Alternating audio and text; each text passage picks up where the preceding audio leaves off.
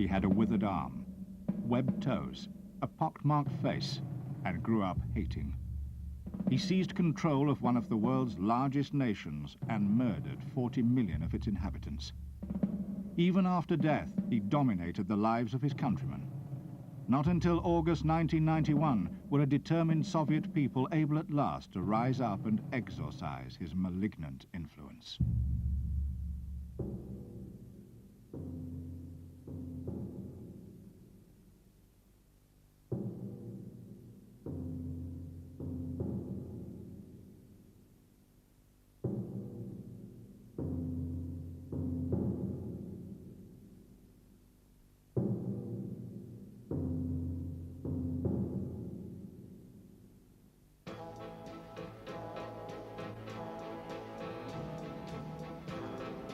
The hands of this man were the bloodiest in history. The man himself was the monstrous and inevitable product of the Communist Party and state, founded in Russia in 1917 on the principle that the end justifies the means. Pitiless, cunning, and cynical, he mocked the value of human life, proclaiming that when one person dies, it is a tragedy, but when a million die, it is a statistic. Never has one man held such absolute power over so many and used it with such extravagant brutality as Joseph Vissarionovich Djugashvili, the monster who named himself Stalin.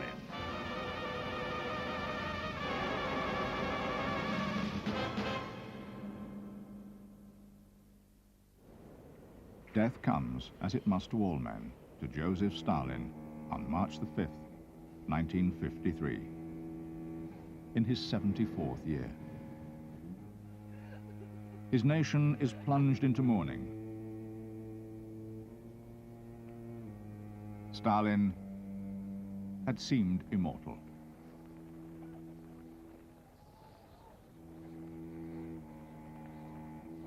His body is brought to the mausoleum, the great burial vault on Red Square, sanctum sanctorum of the communist world, and placed next to the body of Lenin, founder of the party and the state.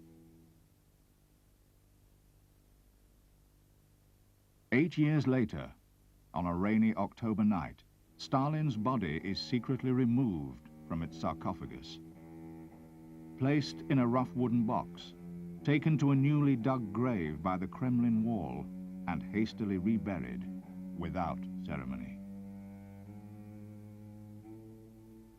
This man who left so great a footprint on 20th century history, can he be explained? Averil Harriman, US ambassador to the Soviet Union. Stalin remains for me the most incomprehensible, mysterious, and controversial personality of all those I have known. In the Republic of Georgia, beneath the towering snow peaks, in the town of Gori, stands the last remaining monument to Joseph Stalin. A pavilion shelters the little house where he was born. In this room and bed, in the Georgia of 1879, an outlying province of the Russian Empire, whose warm, rustic simplicity is preserved in the paintings of Nico Pirosmani. Like the woman pictured here, Stalin's mother has borne 3 sons. Only Joseph survives infancy. Stalin's mother is a laundress on the estate of the wealthy merchant Ignatashvili.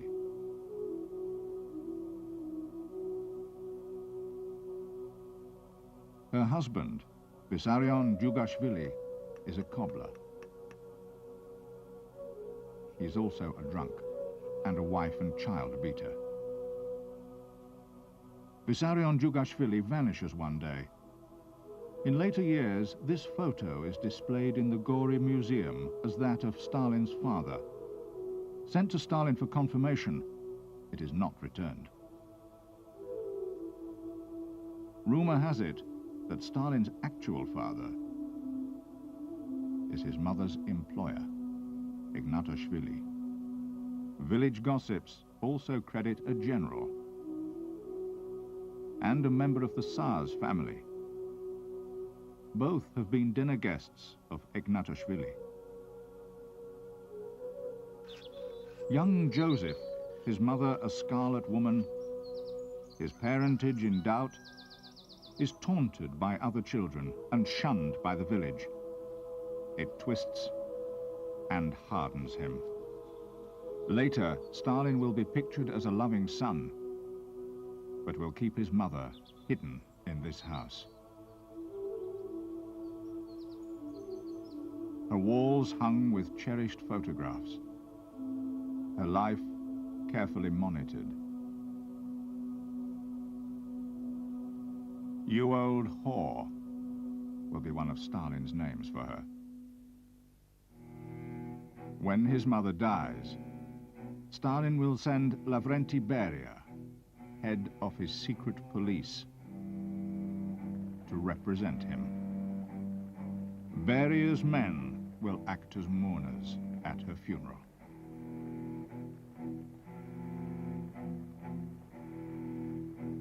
She had wanted her son to become a priest.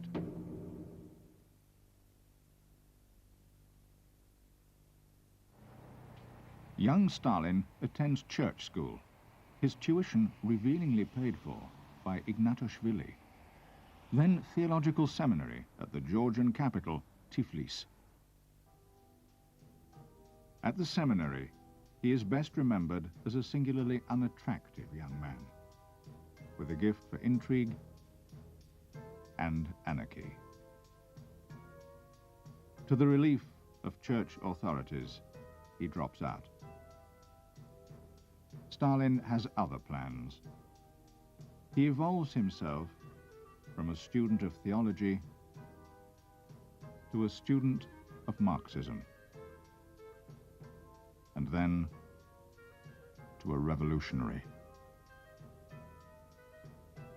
He takes the alias Koba. Koba, Stalin's boyhood idol, was a Georgian Robin Hood. Stalin will interpret him loosely. As Koba, Stalin's performance in revolutionary circles falls short of nobility. Anton Antonov Ovseyenko, historian and son of a famous revolutionary. Stalin, as a provocateur, organized revolutionary cells and worked in underground newspapers, provoking disputes. Examining his documents closely, one is struck by the thought, he must have been a provocateur. Soon, all of these revolutionaries are arrested by the secret police, all except Koba. Suspected of treachery, Koba flees to the seaside town of Batumi. There he organizes a mob attack on the prison. The crowd is dispersed. Some are killed. The ringleaders are arrested. Again, all but Koba. Finally, Koba is arrested. Entered on his police record is his former name, Joseph Vissarionovich Djugashvili, and his birth date, 21st of December, 1879. But oddly, his birth certificate and his school graduation certificate disagree. They show his birth date as the 6th of December, 1878. It would seem that things are not altogether ethical regarding the young man known as Koba. Historian Vladislav Lord Kipanedze. I came across an article in the British newspaper Daily Mirror, dated November the 2nd, 1966. The author was George Kennan, an American diplomat and writer, who was for some time the United States ambassador to the Soviet Union. Kennan established beyond question that the passport used by Joseph Djugashvili for leaving the country to attend the party conference in Stockholm in 1906 was issued by the Tsarist secret police. Cannon also established that at one of the party meetings in the year 1920, Stalin admitted collaboration with the Tsarist secret police. Later, Cannon traced the fate of each person in that meeting and found that all were liquidated in the 1920s, perhaps for knowing too much. It seems obvious during that period of his life he had been involved with the Tsarist secret police, but later was to cut his ties with them. The secret police have created a second identity to shield Koba from exposure. Koba gives them information. They pay and protect him. And for Koba, it is a useful means of eliminating his rivals. Thereafter, Stalin's official birth date will be the one chosen for him by the Tsar's secret police. Koba is an energetic revolutionary. He writes for underground newspapers, and to fund the cause, he robs banks. Some of his loot he sends abroad to Lenin, who heads the Russian Marxist movement. Later, as Stalin, Koba will liquidate his fellow bank robbers. 6 times he is imprisoned and escapes from places of exile in the north or Siberia. In exile, Koba undergoes a second mutation. He becomes Stalin, Joseph Stalin, man of steel. But fellow convicts, like Aram Ivanyan, remember him not as Stalin, but as Koba. They mustn't live to tell the tale. In time, Stalin will have Ivanyan tortured and then silenced for knowing Koba. Aram Ivanyan's daughter, Lutseta, remembers with horror a visit to her father in prison.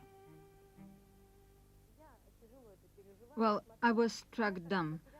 We were given 10 minutes only, and Mother had a talk with him. I said nothing. The only thing he asked my mother for was my photograph. And it was in my school briefcase. So I opened it and handed the photo to Father. When I looked at his hand, I saw that it was all disfigured without a single fingernail. We learned that on the 21st of December, my father was executed here in prison. Well, Mother was arrested too, as a member of the family of a traitor to the motherland. She received 8 years in prison without the right of correspondence. Well, this is how things were. The pattern emerges for Joseph Vissarionovich Djugashvili. Become Koba. Become Stalin. To create for himself a new identity, it is necessary for him to murder his personal past. He begins in earnest with his family.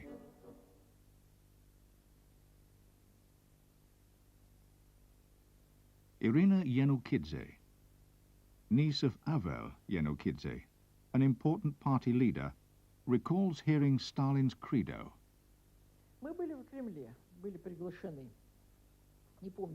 We had been invited to dinner at the Kremlin by Stalin. I don't remember on what occasion. It was some sort of little festival. We were sitting at the table and talking about the traits of character that the true Bolshevik should develop. And Stalin said, the true Bolshevik cannot and should not have a family, because he must give himself wholly to his work, to the party which he is serving. Keto, Stalin's first wife, is from a traditional, close-knit Georgian family. The honeymoon is soon over. And how did he treat his first wife, Toidze? An old worker in whose apartment Stalin was staying in 1930 said that when his first wife was pregnant, Stalin threw her on the floor and kicked the wretched woman, and her in the family way. He kicked her, yes, kicked her with his boots on. And the old worker, shaking his head in disgust, said, "Just think whom we've taken to be our leader."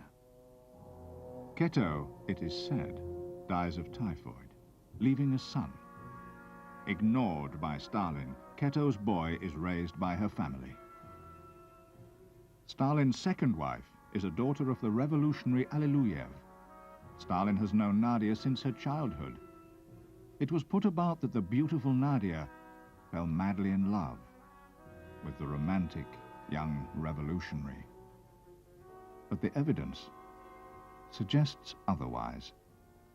Имеется свидетельство Анны Сергеевны Alliluyevой, сестры Надежды, которая рассказывает, что в 1900... There is evidence given by Anna Alliluyeva, Nadia's sister, who tells that in 1918, when Stalin was on a train to Tsaritsyn, traveling with him was Nadia Alliluyeva, who had worked before in Lenin's office.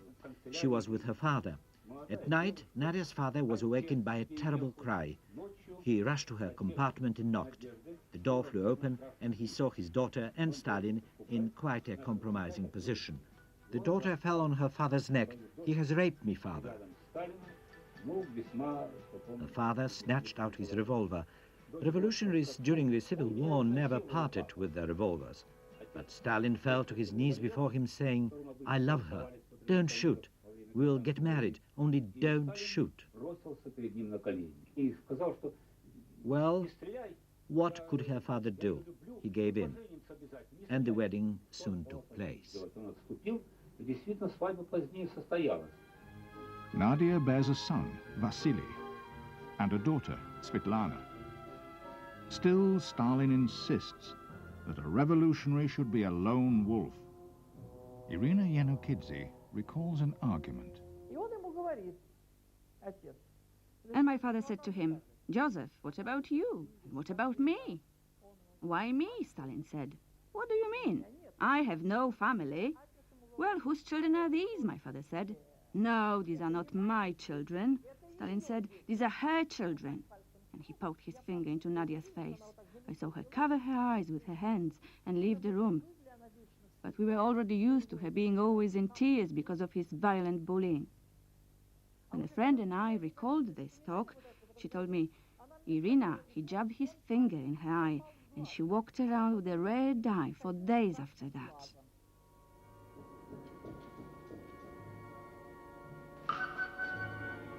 In Stalin's apartment in November 1932, Nadia is found dead.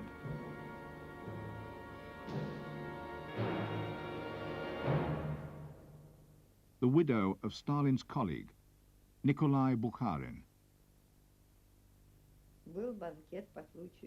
There was a banquet on the occasion of the October Revolution anniversary. Stalin came with Nadia. He drank a little and began throwing around cigarette butts and bits of orange peel. Then he swore at her, said terrible things. She got up and left the room. And in the morning, so my husband told me, she was found dead by the nurse. At the funeral, Stalin came up to my husband and said, "Just think, after the banquet, I didn't go to the apartment, I went to the villa. And in the morning they phoned and told me that Nadia was no more." It is difficult to say what actually happened, but I don't exclude the possibility that he could have, well... Утром позвонили, что Нади не стало. Трудно сказать, как это было, я не исключаю, что он мог ее... Actress Anna Petrushanskaya was on friendly terms with Boris Zbarsky, a Kremlin physician. I said, "Look here, was this monster at least shocked by the murder of his wife?" Boris said, "No, he wanted to tell me that she killed herself." that it was suicide. How could it have happened that Alliluyeva, Nadia, shot herself, I said. She didn't, he said. She was shot. I said, how could it be? It can't be. Boris said, Anna, I was in the Kremlin at that time, and I was the first person to enter the room. She was lying with a small pillow in her right hand. It was all covered with blood. She must have been defending herself with it. I said, Boris, could it be? I lost the use of my tongue. So, Boris, it's him. The wife of Soviet Premier Molotov is a confidant of Nadia's. After the quarrel, she catches up with Nadia, and they stroll outside Stalin's apartment. Nadia is calm. She speaks of her children, her future plans. Then she enters.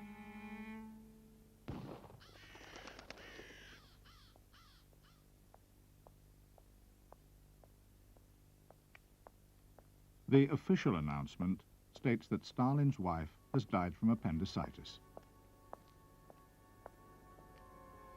Stalin places a comradely inscription on her gravestone. Nadia Alliluyeva Stalina, member of the Bolshevik Party, from Stalin. As usual, Stalin leaves few witnesses to the dark side of his past. And Nadia's family are witnesses. First to go is Nadia's younger brother, Pavel. Kira is Pavel's daughter. Before they arrested us, all of Father's friends had been jailed, and he would say to Stalin, "You will jail me too, because these are my friends." Pavel dies mysteriously. The doctor calls it poison. Stalin accuses Pavel's wife. The secret police come for her. I suddenly rushed up to her and embraced her, but she ran away. Later, when she came back, I asked her, "Mother, why did you run away from me?" She answered, "You know, daughter, I was about to throw myself down the stairwell." I call on Mother's acquaintances and they say, "You shouldn't visit us or they will jail us too." And later, I find out that they have been arrested. Now I call on some other friends of Mother's, and again I hear the same request. "You shouldn't appear at our place, otherwise we'll be arrested." And they are arrested too. I stopped going to see people. Soon, it is Kira's turn. They put me into a cell, having no windows, no door.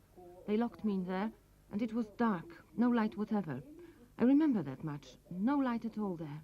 I began to choke, maybe out of fear, or it was simply terror. Next to go is Nadia's older sister, Anna. Her husband is arrested and executed. Terrified, Anna makes herself invisible, hoping to escape Stalin's attention, but she blunders. Her blunder was to publish a book in 1948 of recollections that was very much disliked by the leader.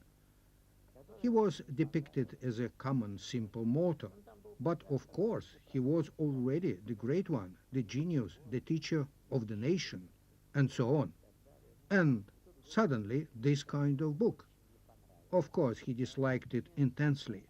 Anna happened to sit at his table, and he flung the words to Beria, "Remove this old fool." And Stalin's secret police chief removes her to prison. Stalin's son, Vasily, an Air Force general, eavesdrops on his aunt's interrogation. Alexander Alliluyev is Vasily's cousin. You see, he was present in the next room when Anna was being examined. They kept her standing 10 or 12 hours. They know how to do it. And she felt bad in all senses of the word. Vasily heard all this and, laughing ironically, told his wife about it. And she told the horrible story to her grandmother.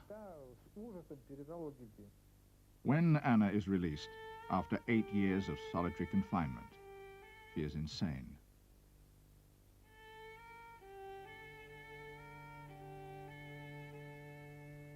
Stalin now turns on the family of his first wife, Keto, beginning with Keto's brother, Alexander, and his wife.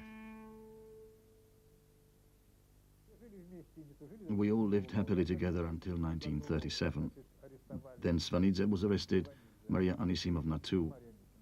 And by some trick, she sent a note to my mother saying how badly they were being treated and asking her to plead for them before Stalin.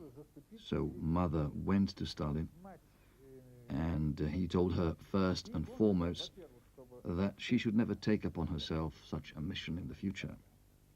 And he must have said it very firmly. As for Maria's note, he kept it for himself. Mother learned later that they had sent Maria to some godforsaken place where she very soon died. Alexander is told that Stalin will pardon him if he begs for his life. He spits in the face of his executioner. Hearing this, Stalin remarks, "My, what a proud fellow." Yakov, Stalin's eldest son, is despised by his father. One day he drove Yakov out of the Kremlin with no clothes on. Imagine! He ran to our house stark naked. It was winter, freezing hard, and he had been running along the street like that. He said, whenever I met someone, I hid myself for fear of being arrested. He couldn't stand that kind of treatment, being constantly accused of something. Do you know, at one point he tried to shoot himself? My husband witnessed an episode when they called Stalin from the hospital to say that Yakov had tried to commit suicide and the bullet had struck him in the stomach. But Stalin said, this is his affair. If he wants to live, let him live. If he wants to die, let him die. What was so terrible was not the fact that Yakov tried to shoot himself, but that his father ridiculed him, saying, you can't even shoot yourself. The war comes to Yakov as a means of escape. But his fate at Nazi hands is no better. The ill-fated Yakov is acutely battle-shocked. Then captured and imprisoned with hundreds of thousands of his countrymen. The Germans offer to ransom Yakov, but Stalin refuses. I have no Soviet prisoners, only traitors, Stalin proclaims. Yakov throws himself on the barbed wire and dies. As the wife of a traitor, Yakov's young widow is arrested and imprisoned.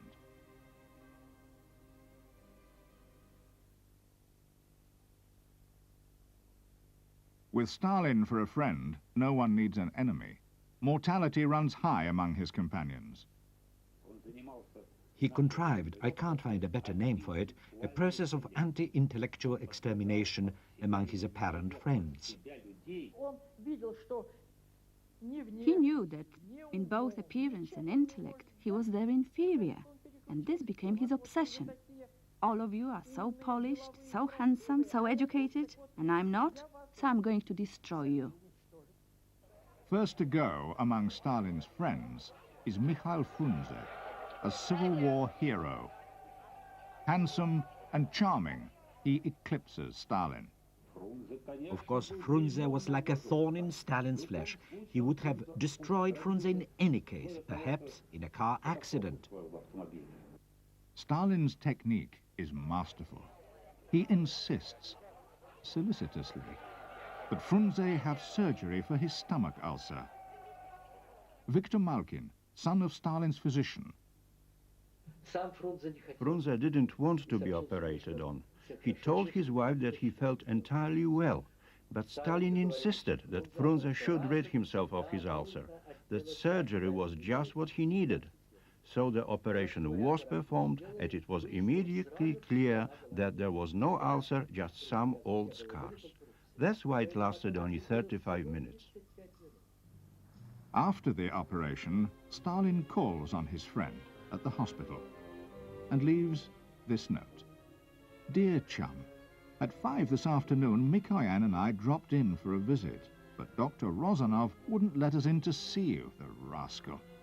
You mustn't feel lonely, old pal. because we will be back again soon. Greetings, Koba. 40 hours later, Frunze leaves the hospital as a corpse. As Frunze's coffin is lowered, Stalin remarks, "May all of my old friends sink into the grave this gently and simply." Stalin and Sergo Orjonikidze seem devoted friends. But one day, in the Kremlin, enlightenment comes to Orjonikidze. He storms into Stalin's office, the Holy of Holies, seeking Stalin. Sergo Orjonikidze began shouting and accusing Stalin of ruining the country, saying that he was shooting the best people. When Stalin took offense, when he raised an objection to some point trying to shout Orjonikidze down, the latter couldn't stand it. He was very excitable by nature. He grabbed Stalin and threw him on the floor, and while Stalin was trying to get to his feet, he ran from the room, slamming the door.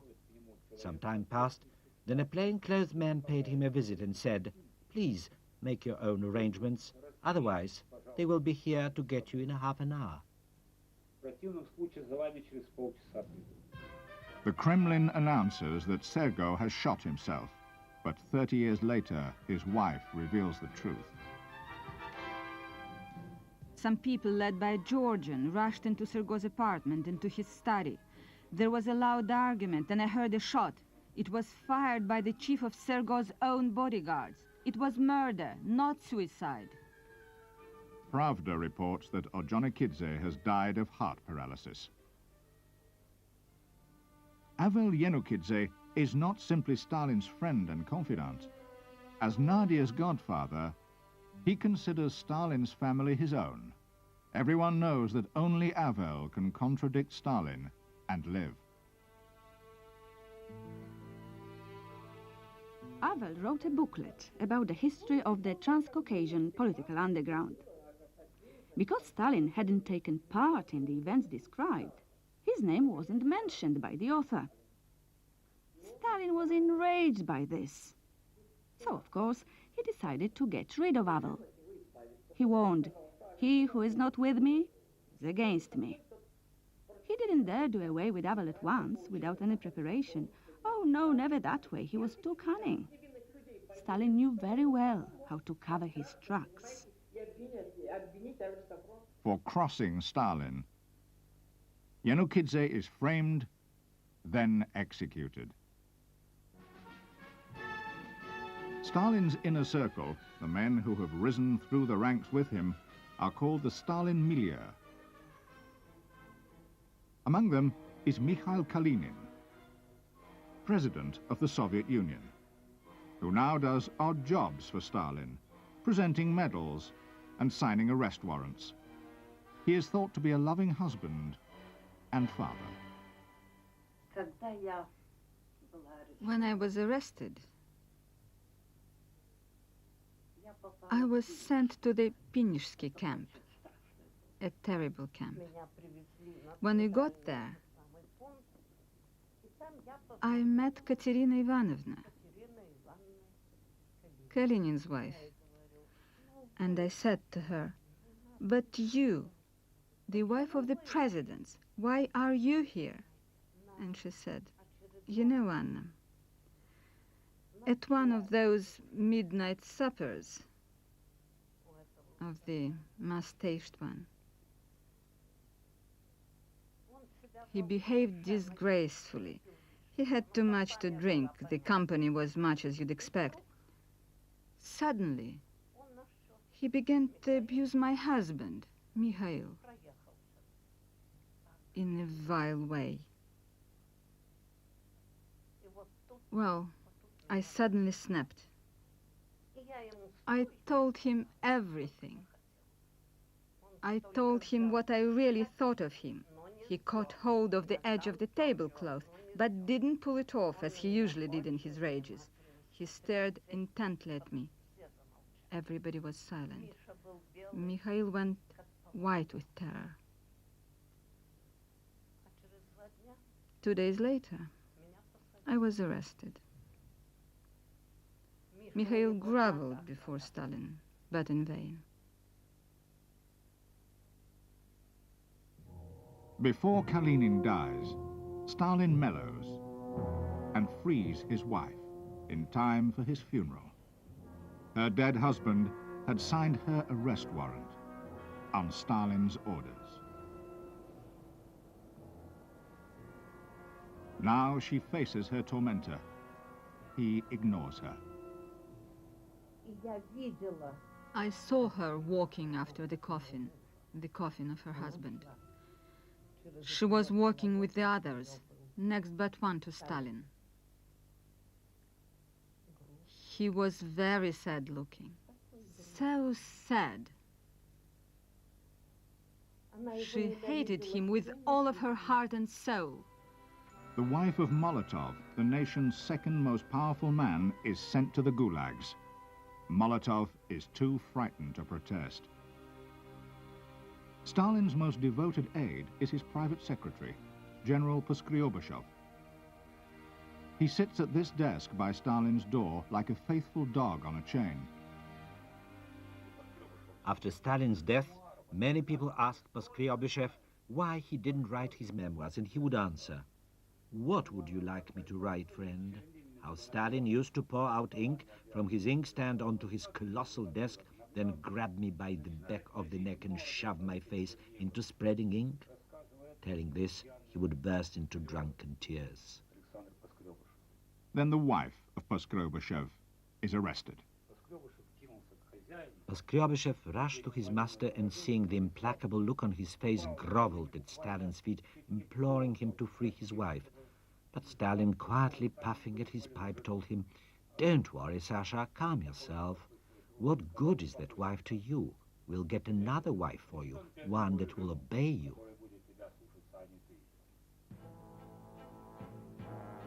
Twice widowed, estranged from his mother, his sons, and his friends, Stalin seems incapable of intimacy. Nonetheless, it is rumored that his fondness for opera and ballet has led to numerous liaisons with prima donnas and ballerinas. In one instance, to a proposal of marriage, causing a frightened soprano to bolt Moscow and take cover in a distant province. It is unlikely that Stalin is aloof from sex. Power is an aphrodisiac that makes the crudest men attractive. Stalin's amours, like so many of his secrets, will be buried with him.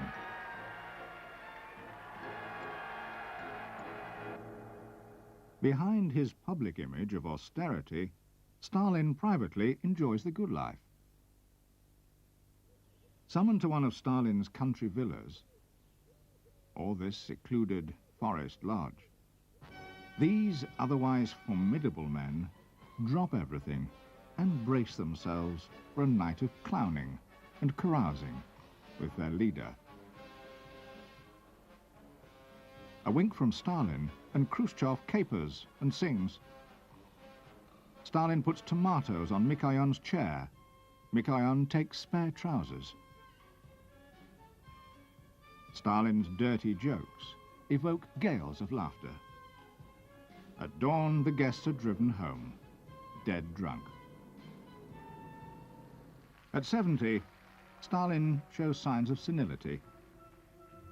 State funerals bore him. He has difficulty staying awake in meetings and thinks Molotov is a British spy. He decorates his walls with pictures of happy children, which he clips from magazines. His own children have been the envy of millions of Soviet children less fortunate. How wonderful it would be to take the place of Svetlana or Vasily in the home of the nation's father. After Stalin's death, Vasily is placed in a mental asylum and dies of alcoholism. Svetlana's name is celebrated by poets, given to sanatoriums, and even to a pencil factory. But after her father's death, she secretly leaves the USSR, changes her name, and marries several times, moving from Britain to India to America and back, as if fleeing some demon. Stalin also flees at night, from room to room, like some restless animal, never sleeping in the same place twice.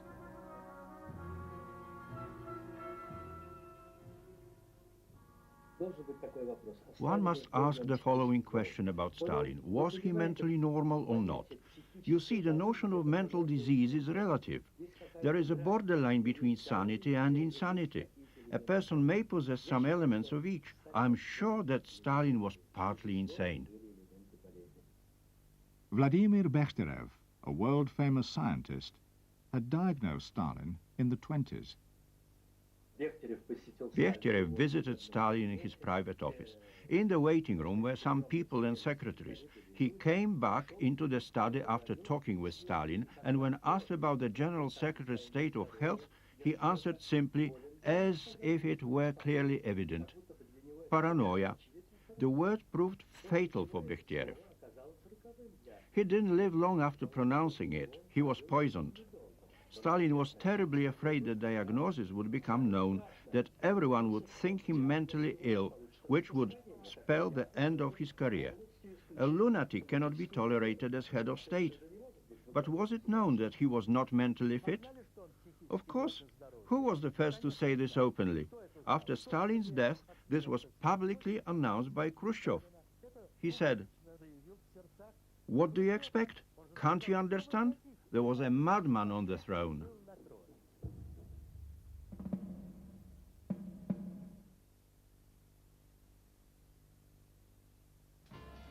The cerebral hemorrhage that killed Stalin struck him down in this room, where he was later found lying on the floor. This is the official explanation. There are unofficial versions as well. Most of them identify Lavrenti Beria as organizer of the Stalin death plot. To Beria and the rest of Stalin's milieu, it was obvious that Stalin was readying another bloody purge of the party. Having survived many such purges, they were quick to spot the clues. Already, Stalin's bodyguard had been replaced with Beria's own men.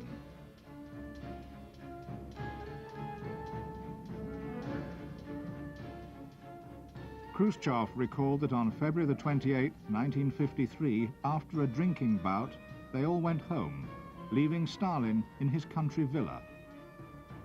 When he then collapsed, no one dared enter the room, and he lay where he fell for 12 hours. Stalin's daughter recalled that when she arrived, unfamiliar doctors were fussing around her father, whose lips were covered in bloody foam, a sign of poisoning. Later, Beria told Molotov, "I saved all of you from him." From his coffin, Stalin continued to dispense death. Hundreds of mourners were trampled or suffocated in the crush of humanity that squeezed into central Moscow to witness his funeral.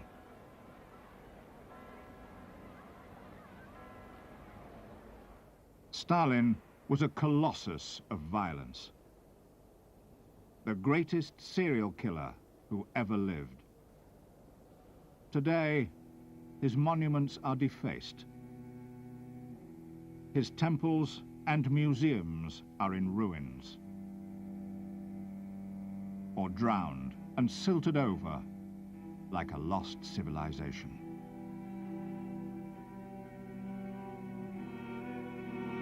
His victims' graves are strawberry patches.